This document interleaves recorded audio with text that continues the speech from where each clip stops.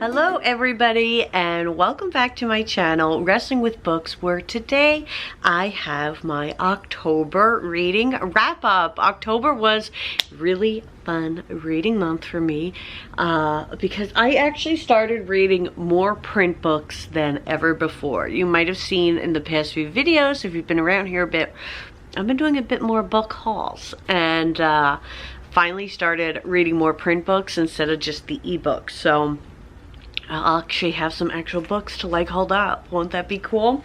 But I'm gonna go in order of the books I read and tell you about them, because the first one from the gate, we're already doing a 5-star read, and it is the book Vicious by V.e Schwab. I'd wanted to read this book for a while because it was recommended to me a lot after I read Renegades, the whole series by Marissa Meyer. After I read that book series, which is about superheroes, I was like, guys, I need more.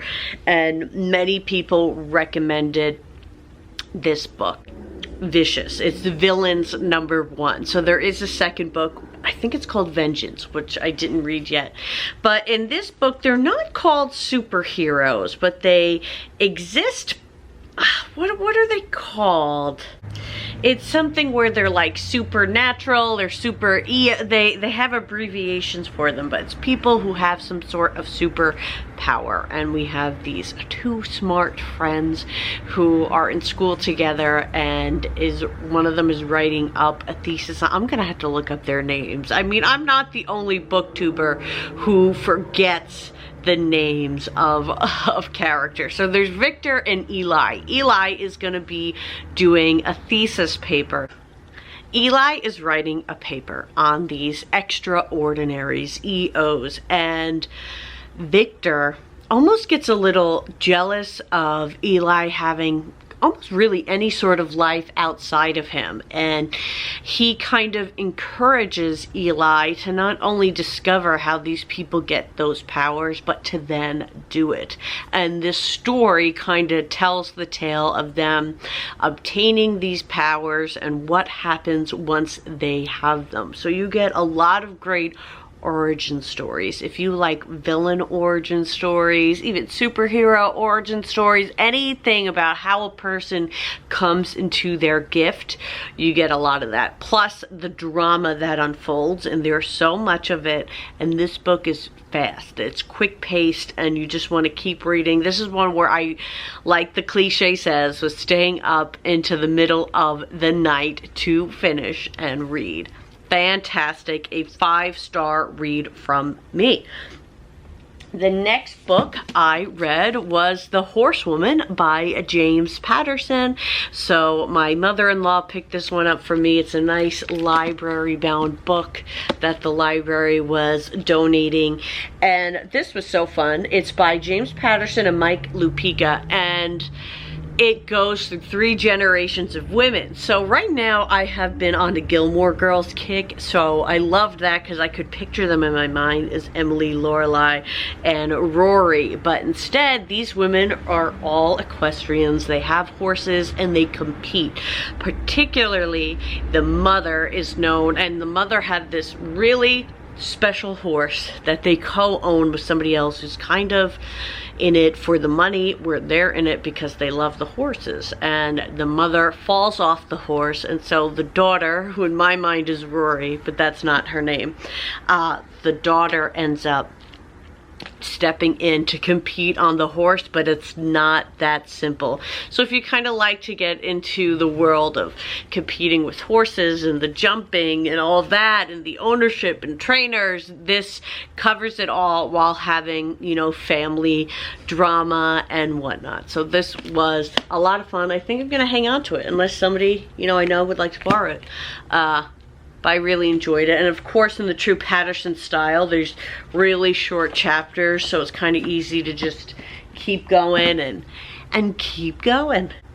And go I did. Because from there, I picked up Where the Crawdad Sings by Delia Owens. Everybody has heard about this book, but if you haven't read it, you should. And I don't even know, you know, some books where you can't stop reading them.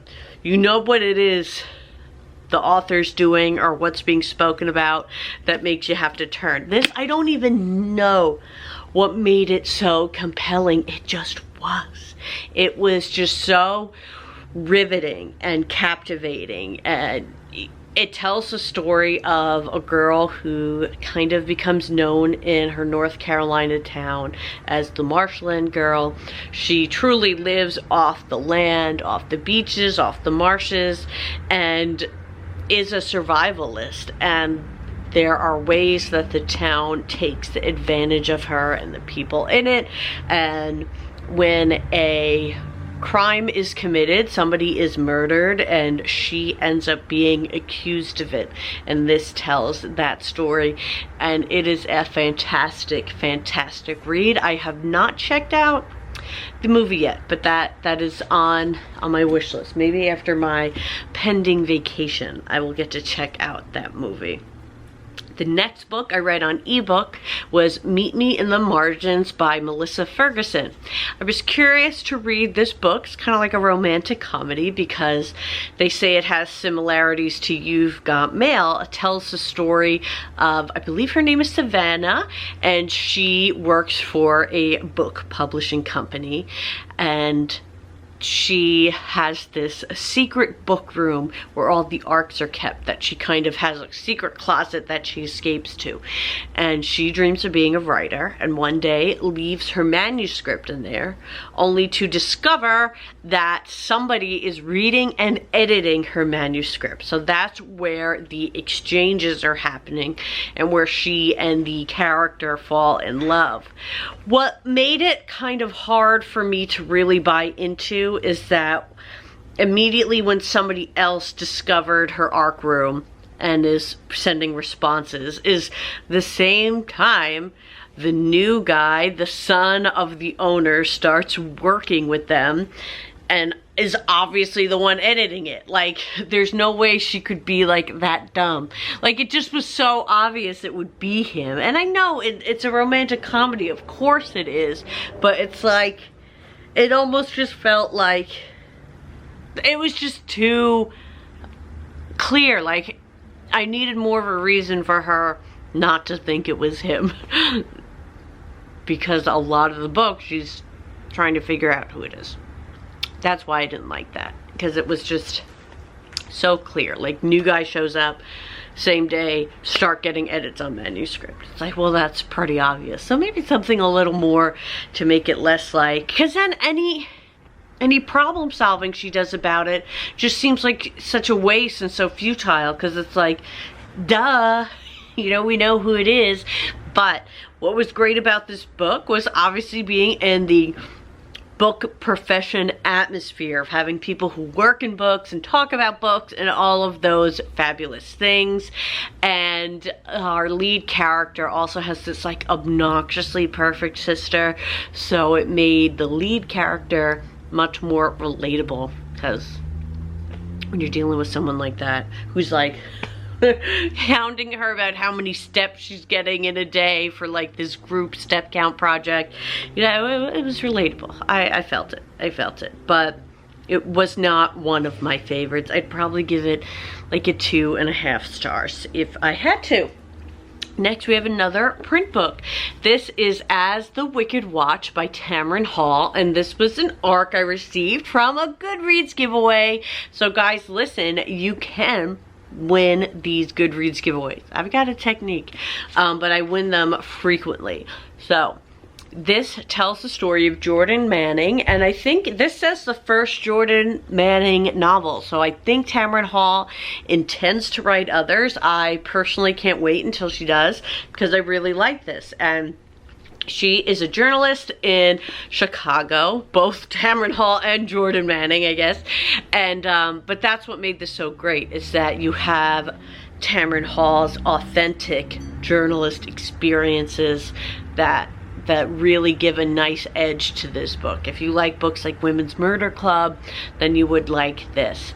And there is a crime, a young black girl has been murdered, and Jordan is becoming invested in the case beyond the call of duty, especially when the police kind of make a quick arrest and it does not match up at all. And Jordan kind of takes matters into her own hands. So if that sounds like something you'd like, definitely pick up a copy of As the Wicked Watch. Or if you want me to send you my copy to read, hit me up and I'm always happy to share a book.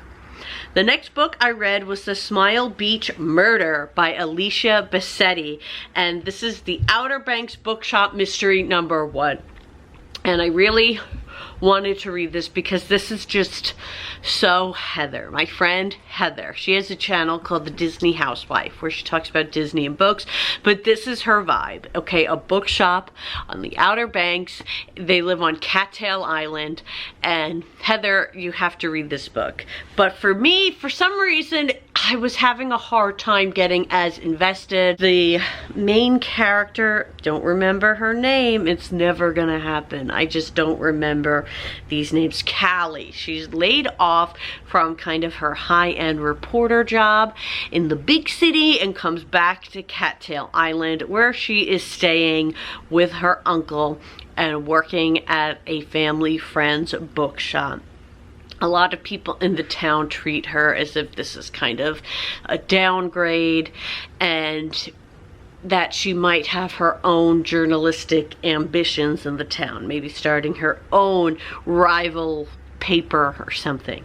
But anyway, somebody jumps off the lighthouse and Callie is very firm in her belief that this was not a suicide, that something happened. So we follow along Callie as she tries to solve one mystery, and while she does that, more questions pop up. So if you like that Outer Banks, Ocean City feel, you might like this.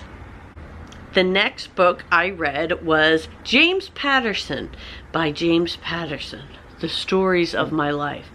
And that is the title. And look, I wanted to hear more about James Patterson. I wanted to hear about his writing style, which he gets into a bit.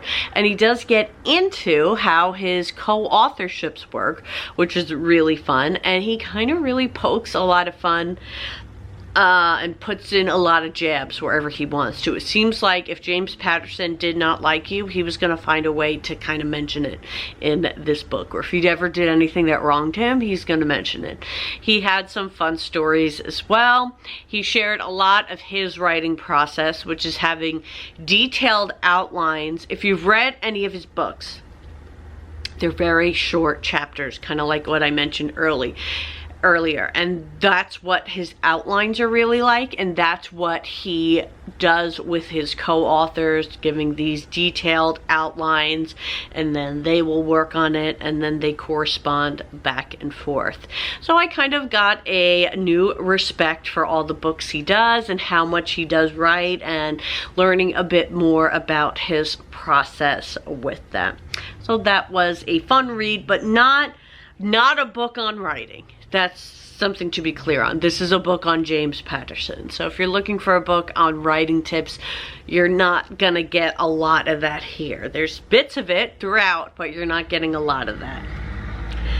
Next up, I read the book called The Truth About You, Lakeview #1 by Melissa Hill. This is an ebook, and it is about, so this book opened up masterfully, and this is really what kept me reading, even though I found this to be really long for what was kind of like a chick lit book. This opens with the story of a baby being left at this cafe. I think it's like the Heartbreakers Cafe or something like that. And that's just kind of the prologue leading you in. And then as you meet the 4 different characters, right? So we're getting 4 female characters here who we each get their POVs.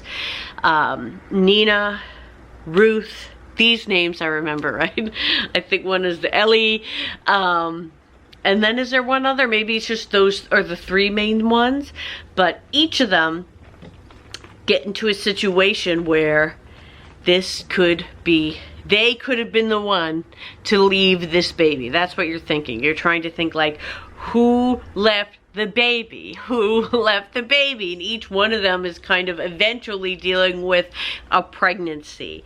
So I just kept reading to find out, like, what's the deal with the baby? Who did it? Who did it? Because there's not just one person who's pregnant. And it is a bit of a twist, and I felt, though, that it was just too much and too long. It was I found it just so long. Maybe it was just how I was reading, I don't know, but it really felt like there was too much in it, that it could have been condensed a bit more and been a bit easier of a read. We were getting a lot of backstories on a lot of people, and just a lot of detail of where they're going and what they're looking at and why. And maybe that didn't all need to be there, as how I felt at the end of it, but I still thought it was really fun. And this was an ebook I got for free. So I've done videos before where I talk about getting free ebooks and where I'm getting them from and how I find them, so you can check out some of those other videos if you want to see how I do that. But whew, that's everything I read in October. So it was a pretty good month for me. You know, we had some mysteries, we got some James Patterson, lots of different stuff going on, and I thank you for hearing about it. I will be posting regularly here on this channel, Wrestling with Books, and I have my other channel, Wrestling with Disney, where you can check out some of my other content. Thank you for being here, guys, and I will see you on the next video.